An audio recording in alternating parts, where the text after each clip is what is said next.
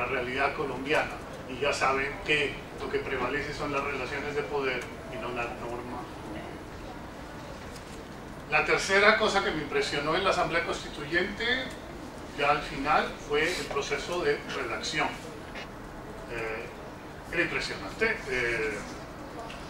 Lo que se hizo antes de la Constituyente fue llamar al pueblo a que participe, y se abrieron mesas, y yo estuve trabajando en este caso en el norte de Colombia, en Cúcuta y en Bucaramanga, recogiendo todo lo que el pueblo llamado en las mesas producía por escrito, y se hacían asambleas, y fue un proceso democrático lindísimo, apasionante. Yo llegué muy emocionado.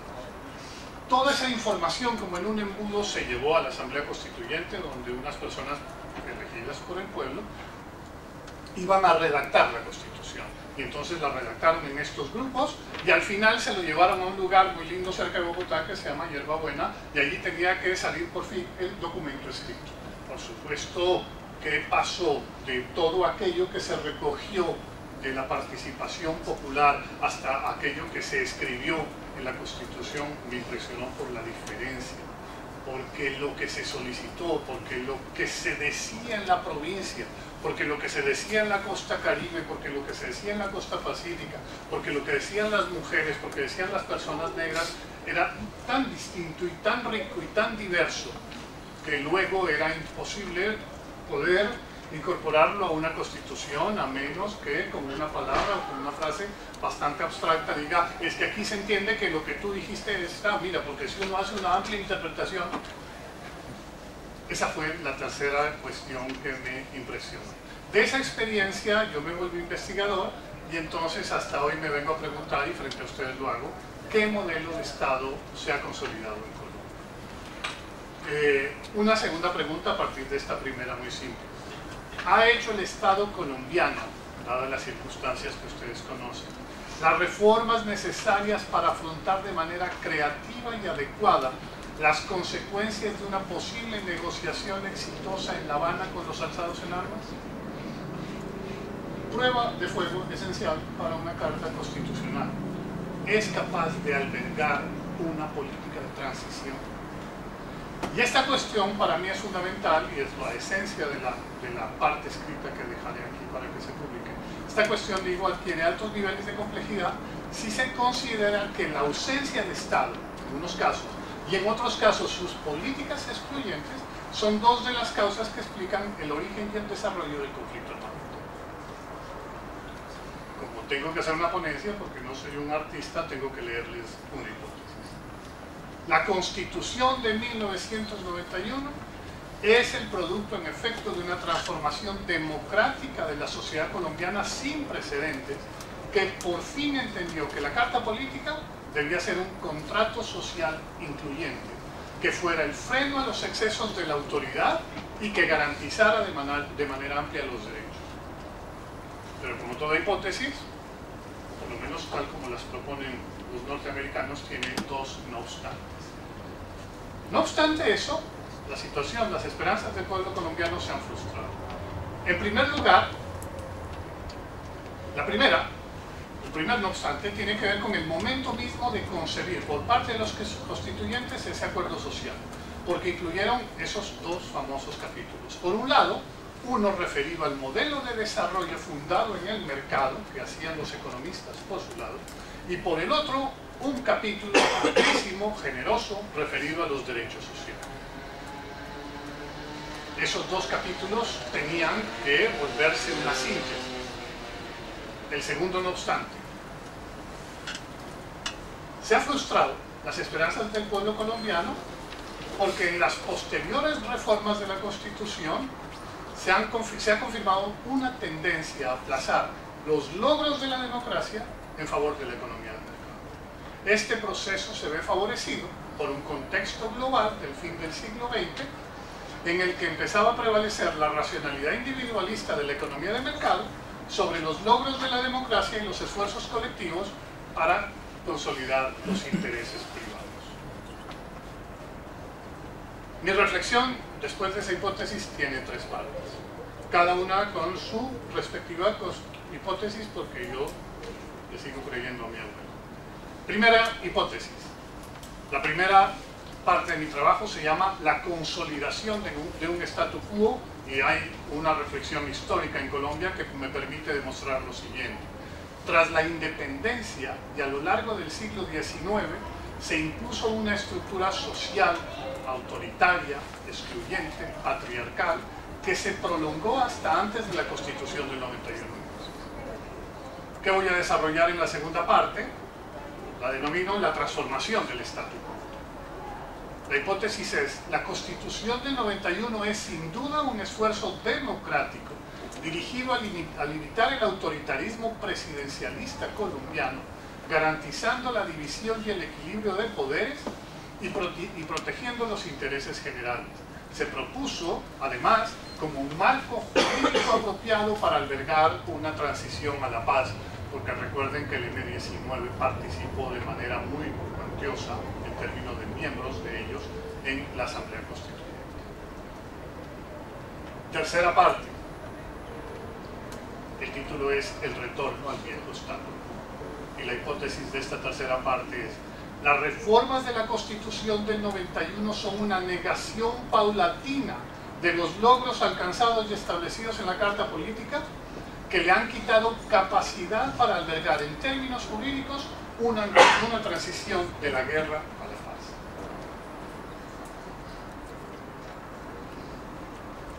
Para desarrollar esas tres partes, propongo unos elementos que tal vez sirvan como fundamentación teórica para comprender los argumentos que voy a desarrollar. El primero, que pese a que la guerra ha estado presente a lo largo de la historia de Colombia, es preciso sostener que la sociedad colombiana no es violenta por naturaleza. La violencia se presenta en Colombia, como en cualquier sociedad del mundo, porque hay causas que la propician, no porque los colombianos sean violentos. Aquí el apoyo teórico que yo tengo lo construyeron en la Universidad Nacional en Bogotá los violentólogos, así se llamaron ellos, y siguen algunos vivos porque la mayoría o los sacaron del país o los mataron. Y ellos sostenían lo siguiente: la explicación de la violencia en Colombia no puede buscar argumento en la culpa. O sea, los colombianos no somos violentos por naturaleza, los colombianos somos violentos porque hay unas estructuras sociales que nos obligan a ello.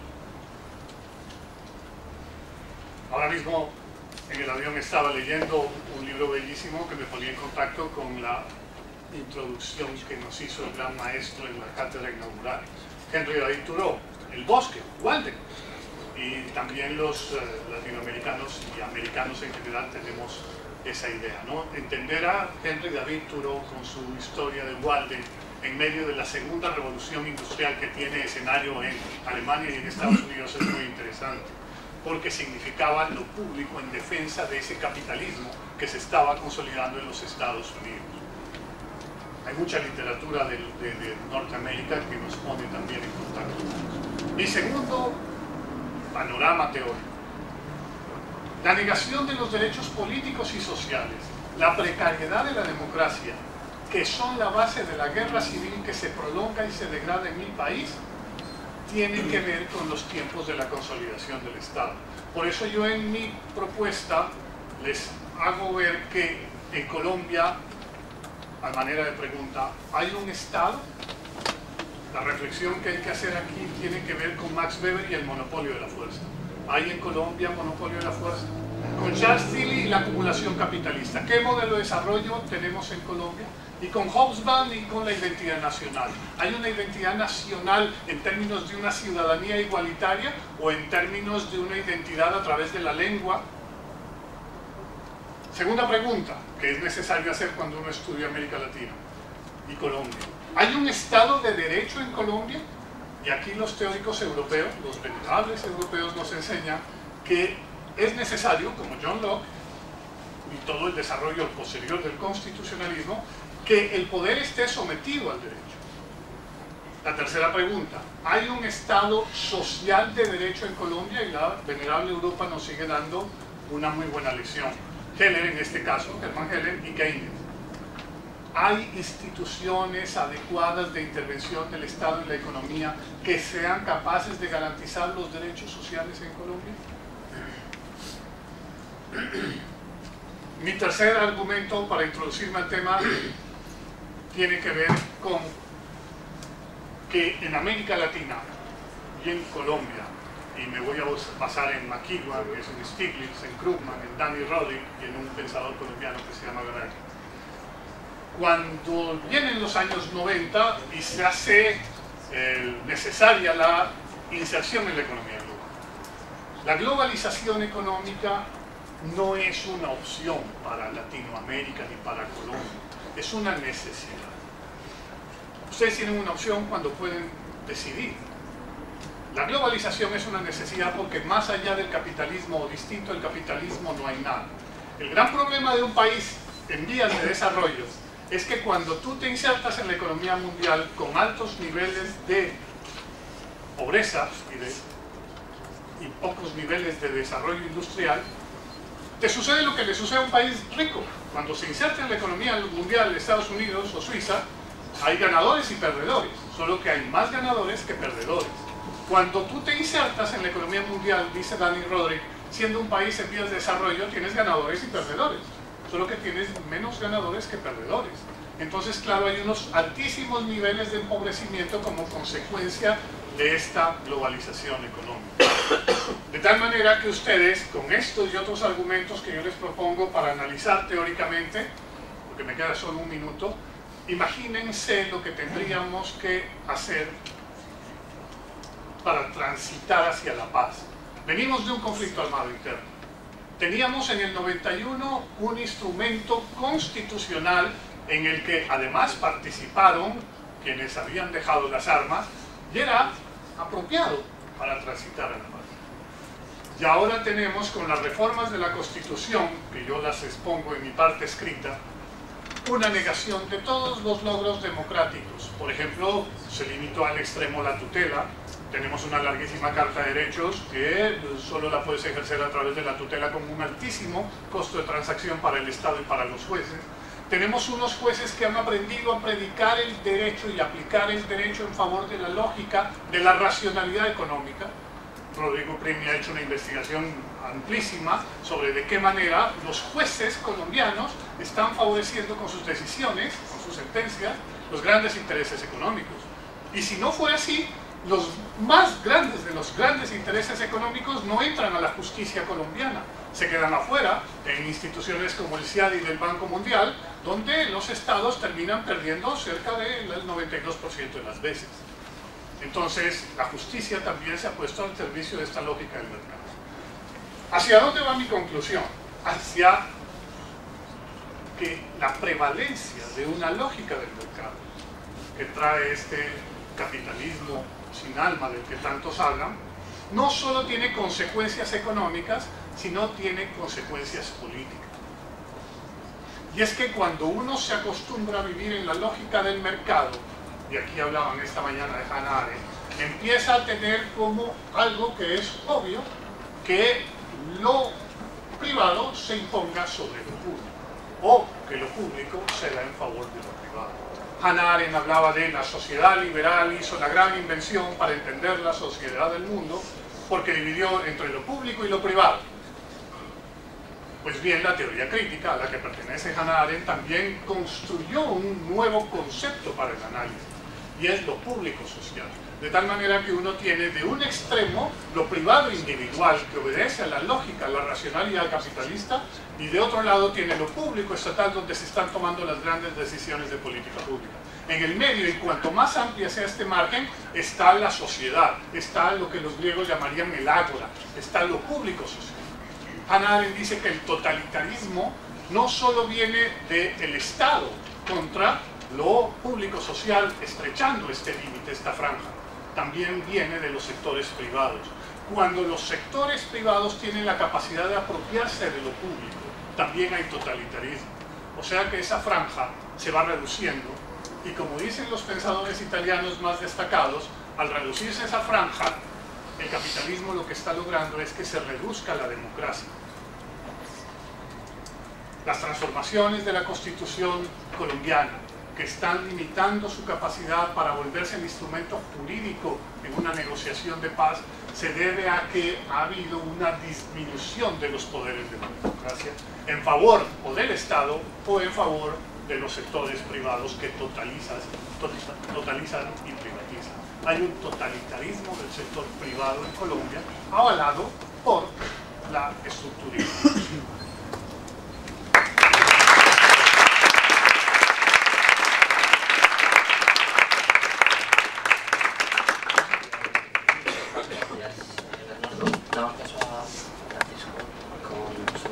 Sobre la seguridad integral como función económica esencial de la soberanía, la existencia de la Constitución de Venezuela de la liberación de Bien.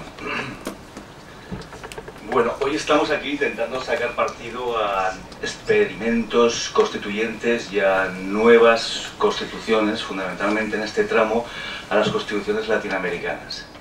Me sirve para enlazar con el compañero, la cita de Hannah Arendt, ¿no? En los orígenes del totalitarismo. Precisamente en los orígenes del totalitarismo, Hannah Arendt no le echa la culpa al Estado del totalitarismo, sino que dice que es precisamente las insuficiencias, las carencias, las violaciones y los quebrantamientos de las lógicas seguritarias del Estado, seguritarias en el sentido integral del que voy a hablar yo, las que propician que la gente huya del modelo constitucional liberal y que se arrope en los totalitarismos. Entonces los orígenes del totalitarismo tienen que ver mucho con la lógica patrimonialista o la patrimonialización que hacen del Estado constitucional los capitalismos y los espacios privados.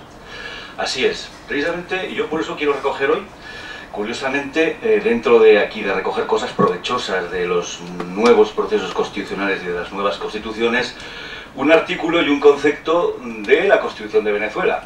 Más allá de debates sobre los gobiernos en Venezuela, de los procesos de los últimos años, no, de la Constitución. Centrándome en la Constitución concretamente y el valor que le quiero dar a la Constitución desde este punto de vista.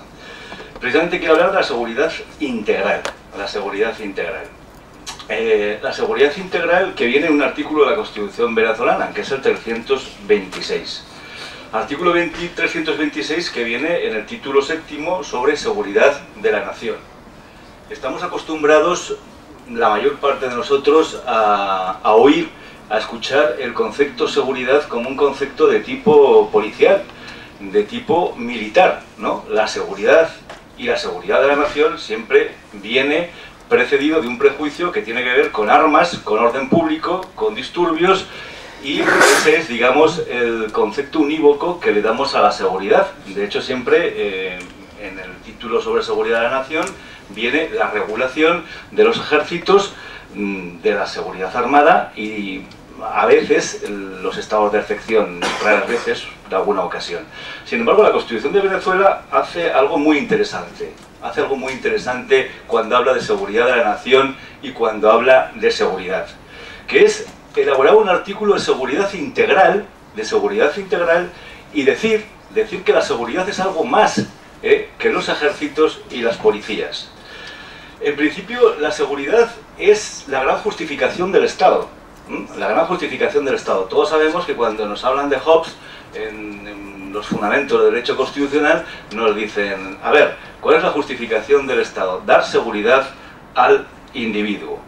Sobre eso iré más adelante. Y además quiero también advertir que lo que voy a decir ahora nos tiene que servir un poquito para reflexionar sobre el futuro, por lo menos a mí me sirve, al futuro de los procesos constituyentes que puedan venir o de las próximas reformas constitucionales.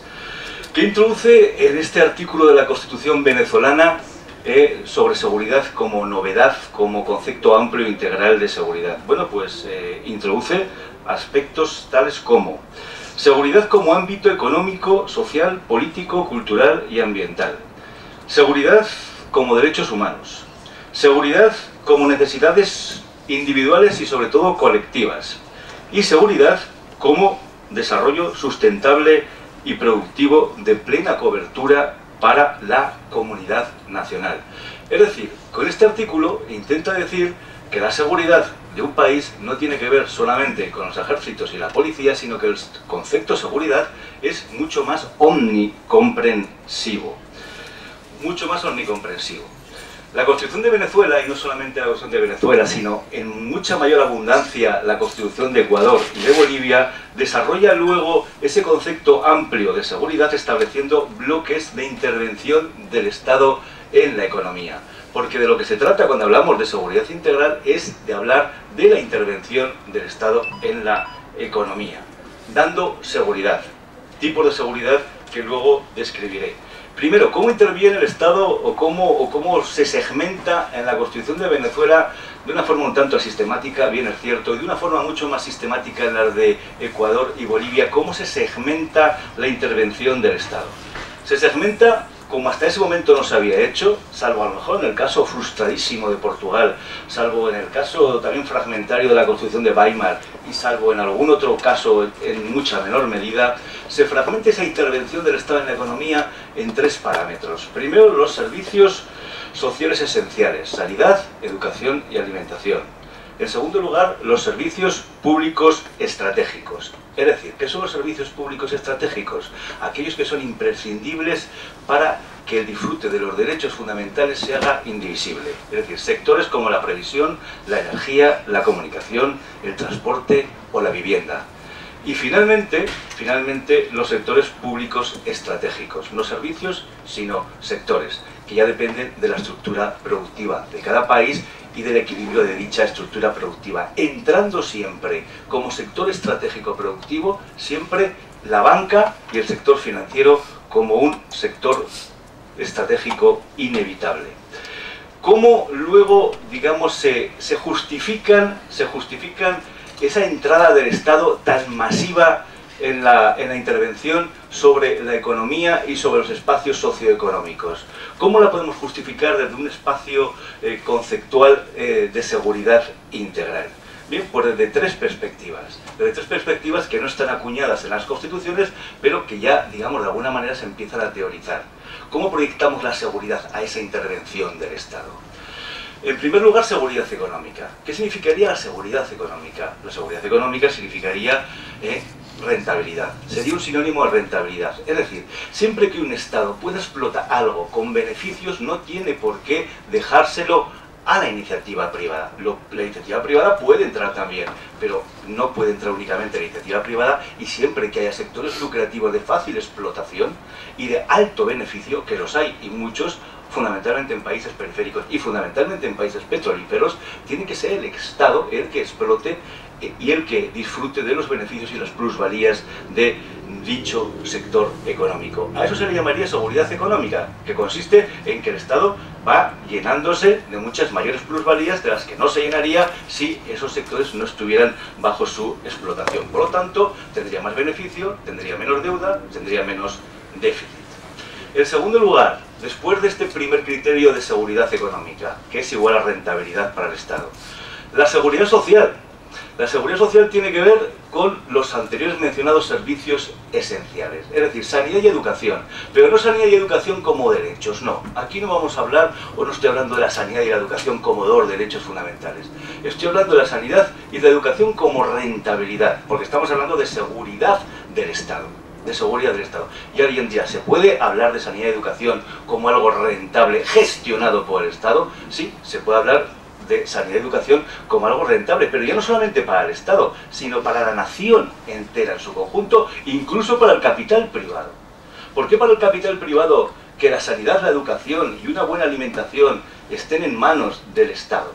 Fundamentalmente de una forma universal. Porque un individuo más sano, mejor alimentado y más educado será muchísimo más productivo.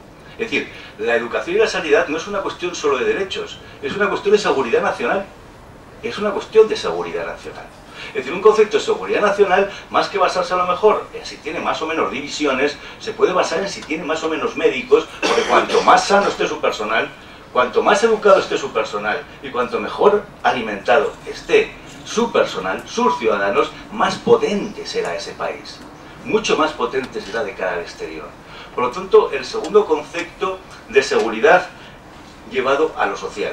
Y en tercer lugar, la seguridad política, es decir, el control por parte del Estado de servicios y sectores estratégicos.